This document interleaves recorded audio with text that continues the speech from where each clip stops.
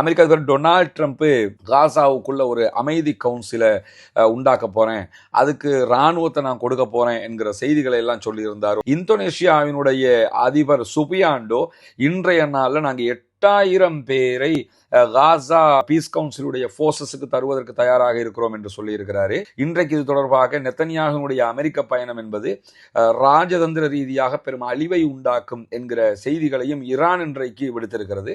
ஏன்னா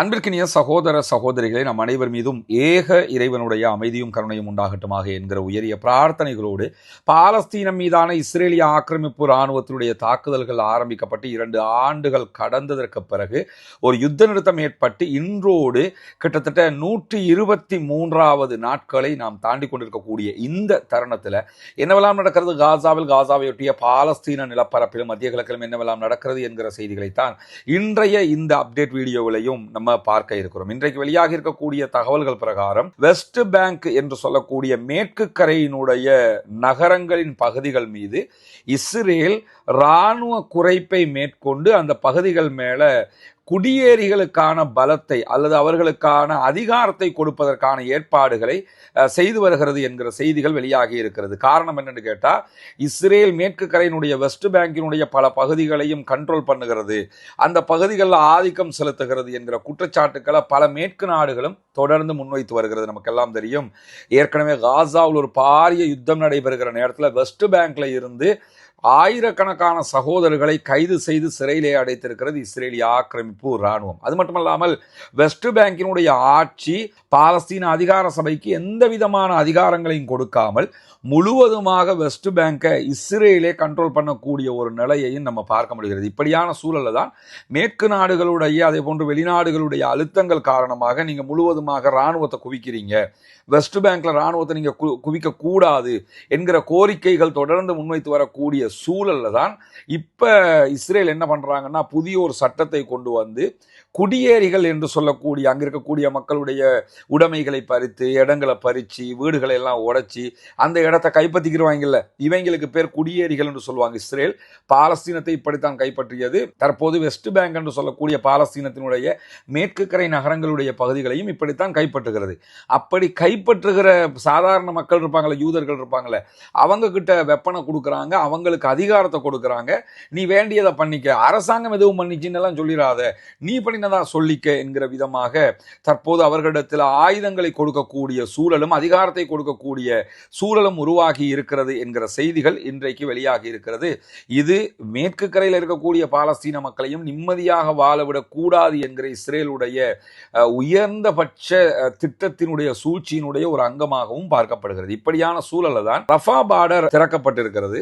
இந்த Rafah border திறக்கப்பட்டதுல இருந்து இதுவரைக்கும் 307 பேர் மாத்திரம்தான் காசாவில் இருந்து ரஃபாவை கடந்து ஈஜிப்ட் பக்கமும், ஈஜிப்ட்ல இருந்து ரஃபா பார்டரை கடந்து காசா பக்கமும் வந்திருக்கிறார்கள் என்கிற செய்திகள் மொத்தமாகவே வந்திருப்பதை நம்ம பார்க்க முடியும். 300க்குள்ள உள்ள ஒரு குழுவைத்தான் அவர்கள் இதுவரைக்கும் அனுமதித்திருக்கிறார்கள், அங்க இருந்து இங்க, இங்க இருந்து அங்க.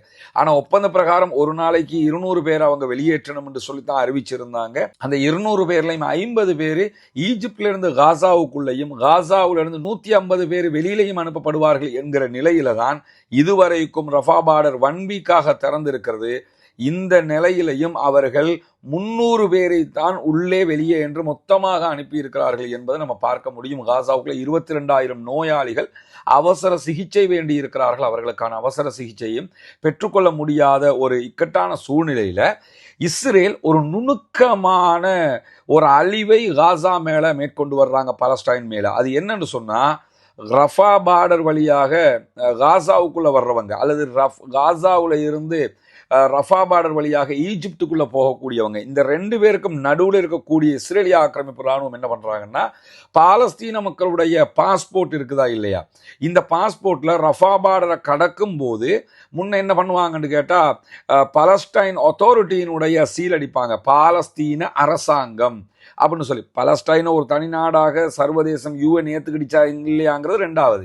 ஆனா அந்த சீல்ல என்ன இருக்கும்னு கேட்டா பாலஸ்தீன அரசாங்கம் என்கிற வார்த்தை தான் இருக்கும். ஆனா இப்ப என்ன பண்றாங்கன்னு கேட்டா அமைதி கவுன்சில் என்கிற சீலத்தான் அடிக்கிறாங்க இஸ்ரேல் பாலஸ்தீன மக்களுடைய பாஸ்போர்ட்ல.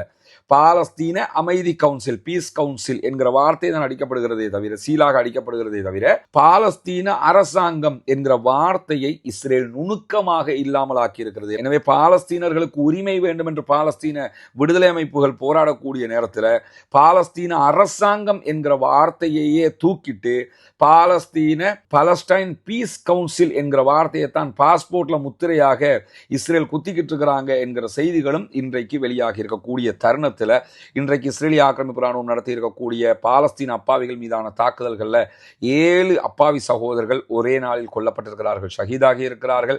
48 அப்பாவிகள் படுகாயம் அடைந்திருக்கிறார்கள் என்கிற செய்திகள் வெளியாகி இருக்கக்கூடிய சூழல்ல அமெரிக்க அதிபர் டொனால்ட் ட்ரம்ப் காசாவுக்குள்ள ஒரு அமைதி கவுன்சிலை உண்டாக்க போறேன், அதுக்கு இராணுவத்தை நான் கொடுக்க போறேன் என்கிற செய்திகளை எல்லாம் சொல்லியிருந்தார். ஒரு பீஸ் ஃபோர்ஸஸ் காசாவுக்குள்ள வர போறாங்க என்று சொல்லியிருக்கும் போது இதற்கு சில நாடுகள் ஒத்துப்போகின்றன, சில நாடுகள் முடியாது என்று மறுத்து கொண்டிருக்கக்கூடிய சூழலை நம்ம பார்க்க முடியும். இப்படியான சூழல்ல தான் இந்தோனேஷியாவினுடைய அதிபர் சுபியாண்டோ இன்றைய நாளில் நாங்கள் 8000 பேரை காசா பீஸ் கவுன்சிலுடைய ஃபோர்ஸஸுக்கு தருவதற்கு தயாராக இருக்கிறோம் என்று சொல்லியிருக்கிறாரு. மொத்தமாக நாங்கள் 20,000 பேரை தருவோம், முதல் கட்டமாக 8,000 பேர் இப்போதே தயாராக இருக்கிறார்கள் என்று சொல்லி சுஃபியாண்டோ அறிவிச்சிருக்கிறார். 8,000 பேரை கொடுக்கிறது மட்டும் இல்லை, அமெரிக்க அதிபருடைய பீஸ் கவுன்சில் நிரந்தர உறுப்பினராக மாறணும்னா $1 பில்லியன் அவங்க இன்வெஸ்ட் பண்ணணும், அதில் ஒப்படைக்கணும்.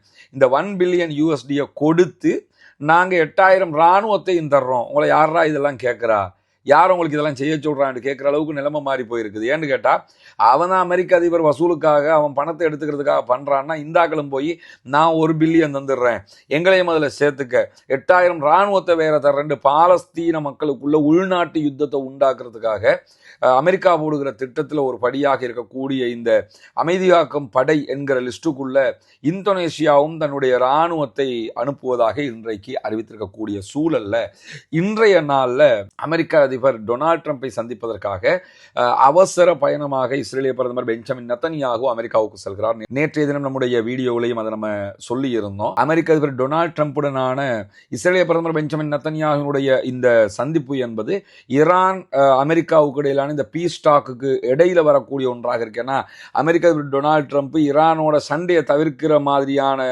காட்சிகள் நம்ம இப்ப கண்ணுக்கு முன்னாடி பார்க்க முடிகிறது.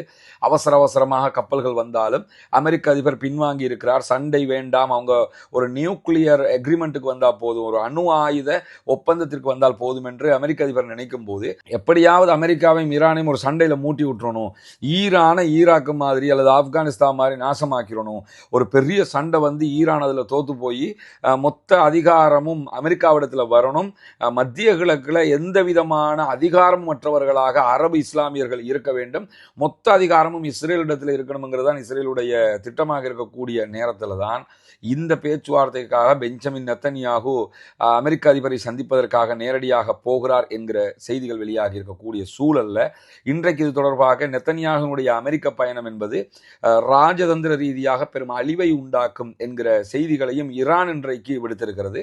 ஏன்னா நம்ம ராஜதந்திர ரீதியாக ஒரு பேச்சுவார்த்தை நடத்தும் போது சமாதானத்தை நோக்கி நம்ம போகிற போது திடீரென அமெரிக்காவை சூழ்ச்சி பண்ணி குழப்பி விட்டு எப்படியா சண்டையை உண்டாக்குறதுக்கு இஸ்ரேல் நினைக்கிறாங்க.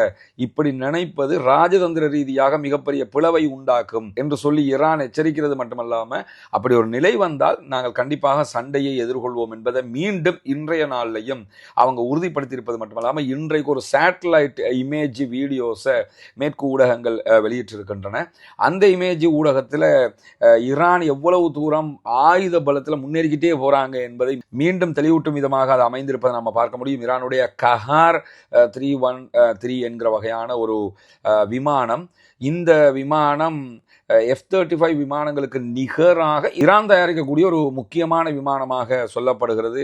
அமெரிக்காவினுடைய அல்லது எதிரிகளுடைய இலக்குகளை துல்லியமாக அடையாளம் காண்பது, தாக்குதல் நடத்துவது, ரேடாரில் சிக்காமல் பயணிப்பது என்கிற உயர் தொழில்நுட்பங்கள் அதிலே பயன்படுத்தப்பட்டிருப்பதாகவும் சொல்லப்படக்கூடிய சூழல்ல குறித்த சேட்டலைட் இமேஜில் அப்படிப்பட்ட ஒரு விமானத்தை ஈரான் விமானம் தயாரிக்கும் ஒரு தளத்தில் நிறுத்தி வைத்திருக்கக்கூடிய காட்சிகள் வெளியாக இருக்கிறது. எனவே ஈரான் ஒரு யுத்தம் என்று வந்தாலும் வராவிட்டாலும் F-35 விமானங்களை எதிர்கொள்ளும் விதமாக தானே தயாரித்த ஒரு விமானத்தை ஒரு யுத்தத்தில் அறிமுகப்படுத்தும் அல்லது அதற்கு முன்பதாக அறிமுகப்படுத்தும் என்கிற செய்திகளும் இந்த சேட்டலைட் புகைப்படங்களூடாக வீடியோக்களூடாக உலகத்திற்கு சொல்லப்பட்டிருக்கிறது என்கிற செய்திகளை நம்ம பார்க்க முடியும்.